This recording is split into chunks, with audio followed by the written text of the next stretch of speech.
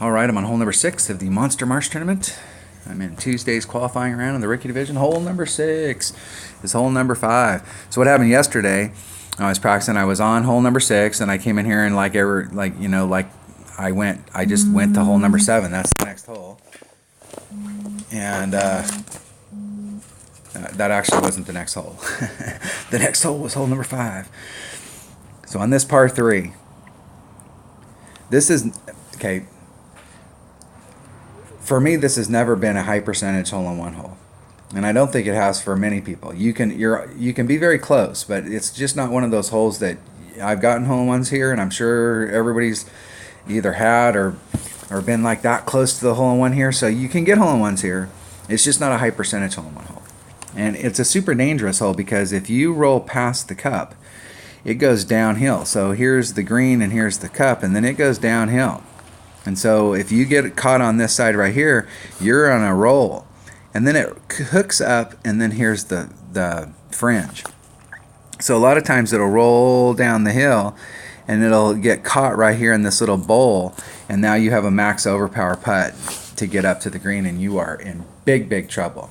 It typically, unless you really blow past the hole, it typically doesn't end up on the fringe. If you get down here and you're like, well, hey, I ended up on the fringe, that is awesome because you can make the shot from the fringe or from the fairway.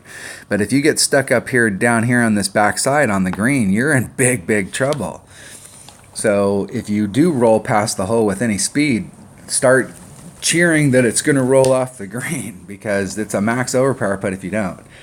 If you're coming at it from this direction right here, and you're coming at it from this way, I always like to set up so I've had to take the shot with my lower level account, and I've got my blue ring wedged up against the sand, and I'm looking at because you always want 2 points for triangulation.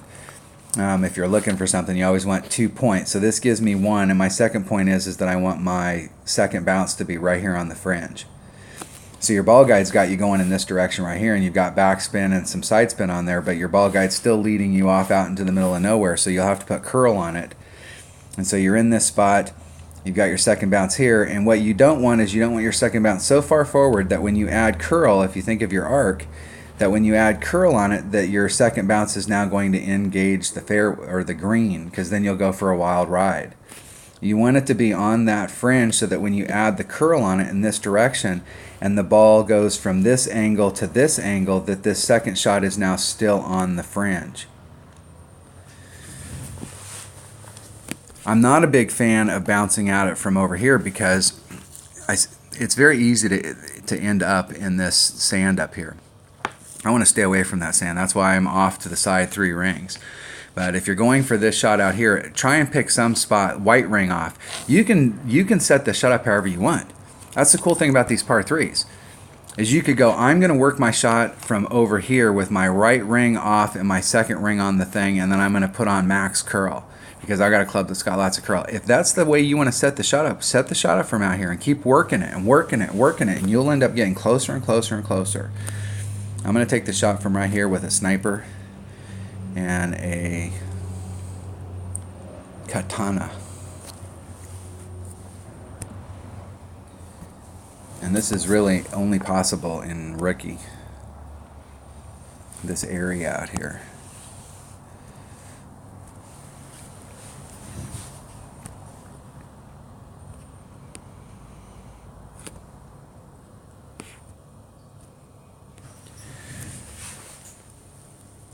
And I haven't shot this shot. I think I've only shot this shot twice all week. So I'm trying to remember how to set it up.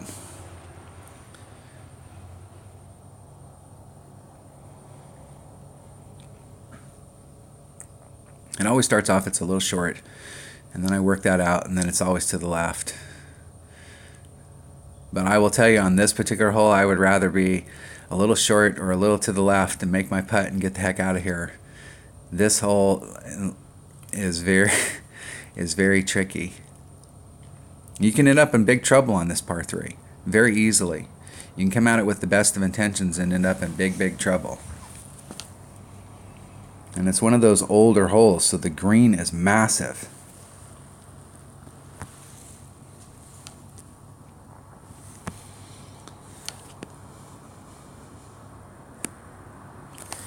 Blue rings off.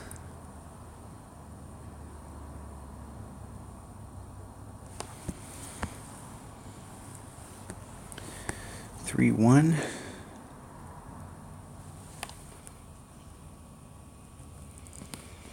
I'm going to put some curl on it to bring it back towards the hole. Hitting it perfect. That was about half the ball. About half the ball in, and see how much it was over. Now, the next time I take that shot, I'll go at it and I won't put any curl on it at all so that we can see how it responds. And it's just whenever you have to add curl onto a shot like that, your chances are it's just super hard to replicate. But on this particular hole, I'm not too concerned about it. As long as I walk away from this hole every single time I play it with a birdie, I'm happy.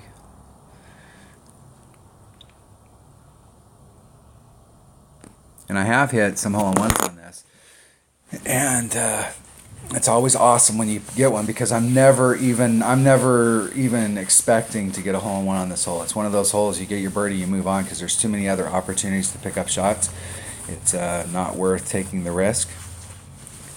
But in rookie, I like that setup over on the right-hand side because it's super consistent. You can even if you're working that curl number, trying to get it closer and closer to the hole, or trying to take that chance of getting there, even if you epic fail that, you're still going to be close to the hole, take your putt and go. There's no rolling off the back of the green. All right, that was hole number 5 of the Monster Marsh, or hole number 6 of the Monster Marsh tournament and Tuesday's qualifying round in the rookie division. Thanks for watching.